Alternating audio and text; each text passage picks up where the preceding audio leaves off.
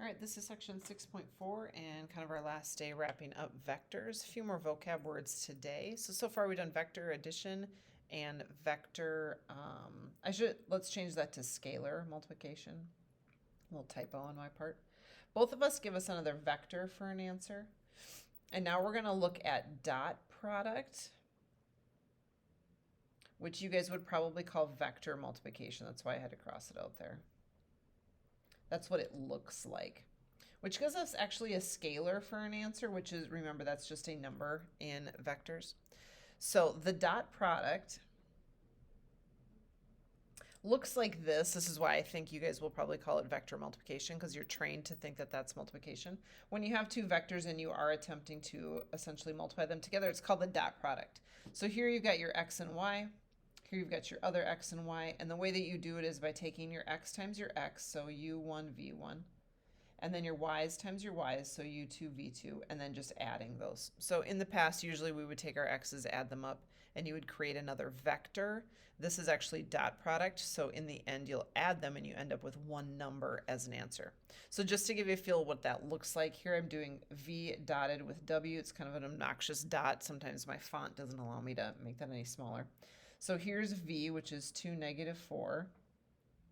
And we're going to dot that with w, which is 1, negative 2. So I'm going to take my x's and multiply. I'm going to take my y's and multiply, and then just add. So every two vectors that you can dot together kind of collapse into being one number. So here I'm doing 3 total vectors. The first two will do, PEMDAS says we do these two first, and they, since I have 2 of them, they will collapse into one number. So I'm going to take my u vector, which is negative 1, 3. We're going to dot that with v, which is 2, negative 4. And when I get done with that, then we're going to address the w vector. So these two in here, I'm going to multiply them. I'm going to get negative 2 and negative 12. And so this becomes negative 14. And now it kind of very naturally looks like what we're going to do next is to distribute. I've got a number outside, a scalar, so we're going to distribute that in, and I end up with negative 14 and 28. It is definitely tricky at times to keep track of, do I collapse the two numbers and create one, or am I creating another vector? So it is something you have to keep track of. Two vectors collapse to a number distributed just creates another vector. Last one, we're going to do the u vector, which is negative 1, 3, and we're going to dot that with 2 times the v vector of 2, negative 4. So we'll do the distributing first. So I have 4, negative 8, and then we'll do the dot product. So now I've got negative 4 and negative 24 for a total of negative 28. So even though this one had a scalar in front of it, I still have 2 vectors, and in the end they will collapse to make just one number, one scalar. Next up, we're going to talk about how do you find the angle between two vectors. So if I were to graph two vectors out there, we're talking about finding the angle between them. How far apart are they? And no matter, I shouldn't say that, the angle between them happens to be always between 0 and 180. Even if when kids kind of look at it, they think, well, what if it's down? That doesn't matter. We're still just measuring the distance between the two vectors. The shortest distance, we won't go around that way. So the shortest distance between the two vectors. Here's your formula for that. So cosine inverse. On top, we have two vectors with a dot in between, so that is dot product. So that will turn out to be a number. On the bottom, your double bars, both of those mean the magnitude. So both of those are numbers, and you'll just be multiplying those. So we'll have just one big fraction, and then we'll cosine inverse it. So here are two vectors, 6, 3, and 2, 5, and then we are going to attempt to find the angle between them. I'm going to first just plot them so I get an idea of how big my answer should be. This one says it's going over 6, 2, 3, 4, 5, 6, and up 3.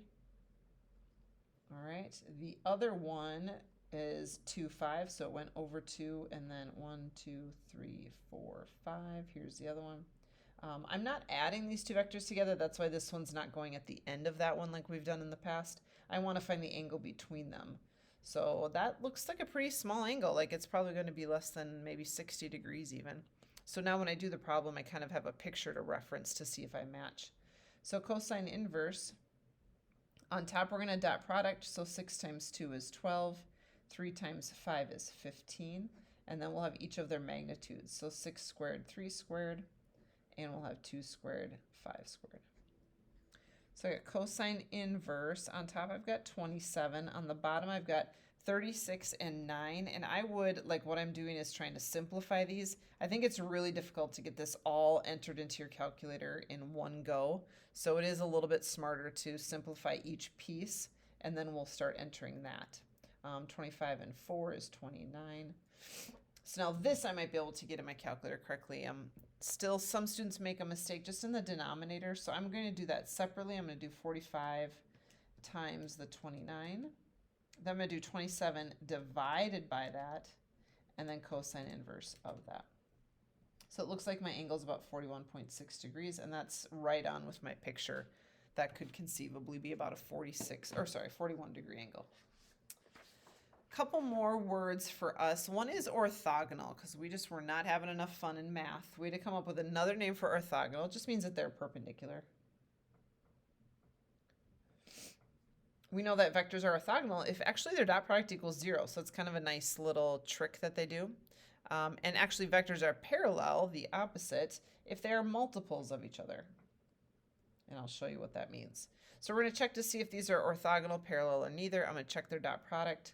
6 times 2 is 12. Negative 3 times 4 is negative 12. Add those up, I get 0. So we are orthogonal. Give a vector that is parallel to 6, 4. So it just needs to be a multiple. I could multiply them both by 2. So 12, 8. I could divide them both by 2. Get 3, 2. I could divide them both by 5. 6 fifths and 4 fifths. I could times them both by 10. 60 and 40. So an infinite number of ways that you can make a vector parallel. It just needs to be some kind of multiple of your original. The last one says, can you find a vector that is orthogonal to 3, 8? So if we have 3, 8, we're asking what would I have to dot it with so that I get 0 for an answer.